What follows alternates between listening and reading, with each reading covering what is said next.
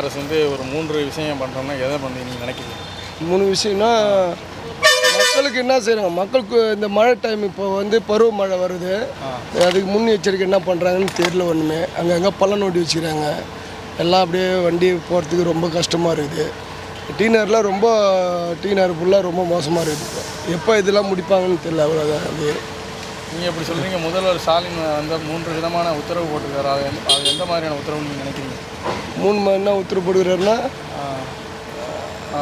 முதல்வர் வந்த பிறகு பால் விலை குறைக்கணும்னு சொல்கிறாரு. எங்கே குறைக்கிற, எங்கே குறைச்சாங்க? குறைக்கணும் வந்து எல்லாம் ஏற்றி தானே வச்சுக்கிறாங்க. எதுவுமே குறைக்கலையே, எல்லாம் ஏற்றி தானே இருக்குது. பஸ் கட்டணத்தை வந்தோன்னு பஸ்ஸு தான் ஃப்ரீன்னு விட்டுட்டு எல்லாம் ஃப்ரீயாக விட்டு ஸ்டிக்கரை ஒட்டி வச்சுக்கணும் பஸ்ஸெலாம்.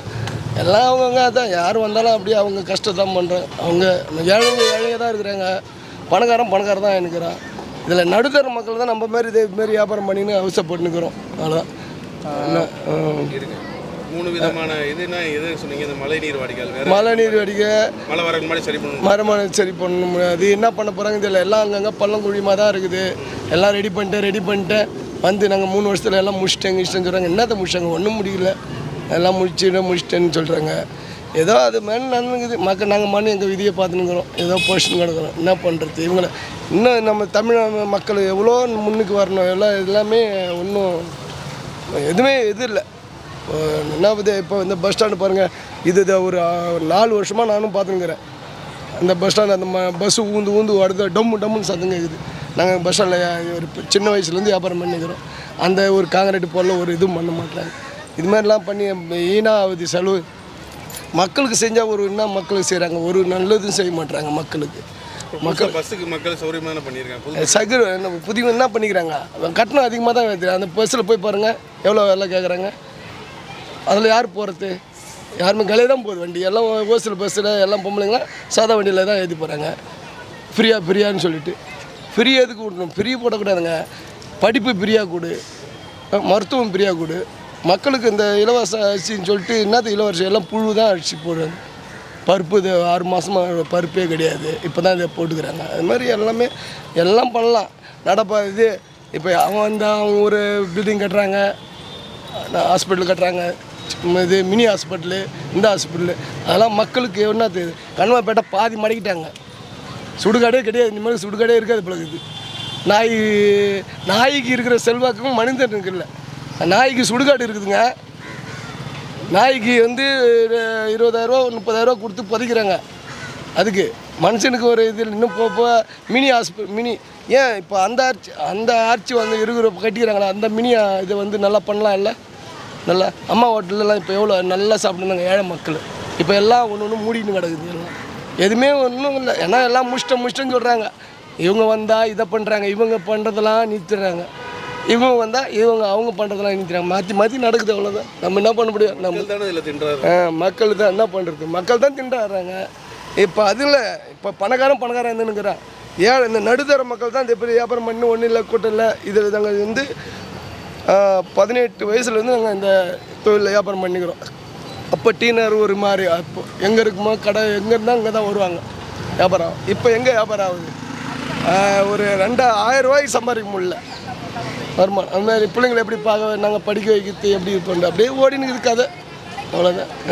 பால் இந்த மாதிரி இதெல்லாம் எப்படி இருக்குது? பால் விலை இது குறைக்கிறதுன்னு சொல்கிறாங்க. நாங்கள் எங்கே பால் வாங்கி எங்கே குடிக்கிற நிலமையில இருக்கிறோம்? நாங்கள் எல்லாம் குறைக்கிறோம். எல்லாம் விலைவாசி எல்லாம் தான் ஏறுதுங்க. இப்போ வந்து அரிசி வந்து 1 கிலோ வந்து எனக்கு தெரிஞ்சு வந்து 20 ரூபா 25 ரூபா விற்ற அரிசி இப்போ 70 ரூபா தான். 70 ரூபா 80 ரூபா வாங்கினா தான் நல்லா இருக்குது. அந்தளவுக்கு எதனால போச்சு? எல்லாம் தான் எங்கே பயிர் எங்கே வைக்கிறாங்க ஏழைங்க. இதெல்லாம் பயிர் வைக்கிறதுலாம் அவங்கவுங்க இது கொதுமல் பண்ணி அவங்கவுங்க இது பண்ணுறாங்க. மக்களுக்கெல்லாம் நல்லதான் கொடுக்கணும். ரேஷன் கடையில் நல்ல பொருட்கள் தான் போகிறேன்னு முதல்வர் சொல்கிறாரு. போடுறாங்கன்னு தான் சொல்கிறாங்க. எங்கே போடுறாங்க? சரியாக எங்கே போடுறாங்க? ஒரு நாளைக்கு எண்ணெய் இல்லை, ஒரு நாளைக்கு பருப்பு இல்லை. அரிசி இந்த இலவச அரிசி போடுறாங்க. யாருக்கு போடுறாங்க? யார் வாங்கி சாப்பிட்றாங்க சொல்லுங்கள்? இந்திக்காரனுங்க தான் வாங்கி சாப்பிட்றாங்க. 5 ரூபாய்க்கு இவங்க சும்மா வாங்கி வந்து 5 ரூபாய்க்கு 4 ரூபாய்னு விற்று இது பண்ணுறாங்க. யாரும் இருக்குப்படவங்க சாப்பிட மாட்டாங்க. அதேமாதிரி மாட்டுக்கு அரிசி ஊற்றுறாங்க. அரிசி வாங்கி சாப்பிட சொல்லுங்கள். யாருன்னா அந்த அரிசியை பணக்காரன் வாங்கி சாப்பிடுங்க. யார் வாங்க? இல்லாத வாங்கி தான் இது பண்ணுறாங்க. அந்த அரிசியை வாங்கி யார் சாப்பிட்றாங்க சொல்லுங்கள்? யாருமே சாப்பிட முடியல. ஒரு சோறு ஆக்கி அதை ஆக்கி மாட்டுக்கு ஆக்கினாலே இவ்வளோ பெருசாகுது. அரிசி மாவு அரிசி விற்கிறாங்க. மூட்டை மூட்டையாக எடுத்துகிட்டு வந்து அவ்வளோதான். அதான் பண்ணுறாங்க, வேறு ஒன்றும் கிடையாது. மக்கள் அதெல்லாம் எதுவுமே ரேஷனில் என்ன நல்ல பொருள் போடுறாங்க, என்ன போடுறாங்க, ஒன்றுமே இல்லை.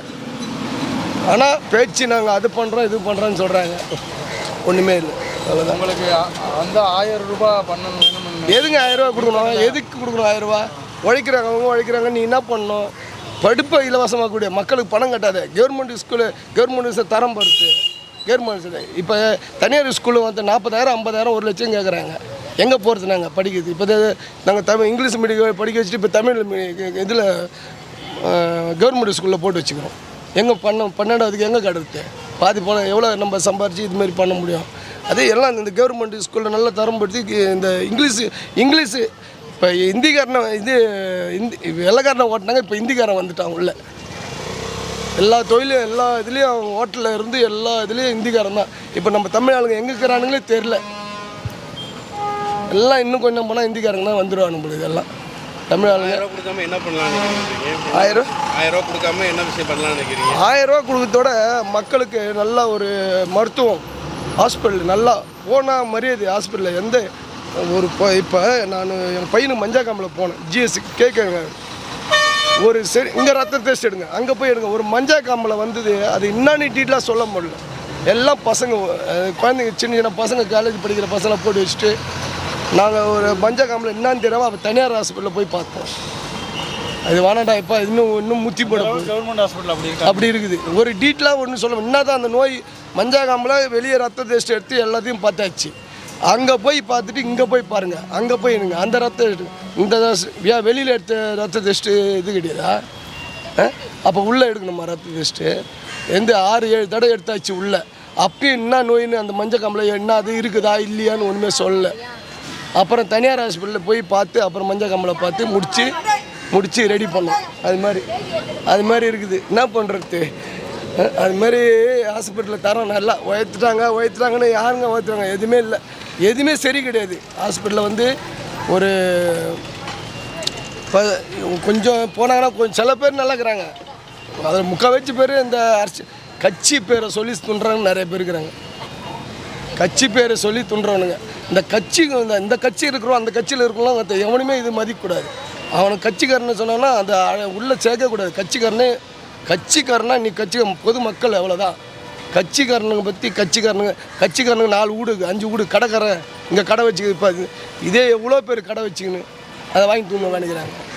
அது மாதிரி அவன் பிழைக்கிறானுங்க அவனுங்க. நம்ம நாங்கள் வெங்காயம் இங்கே 10 ரூபாய்க்கு வியாபாரம் பண்ணிக்கிறோம்.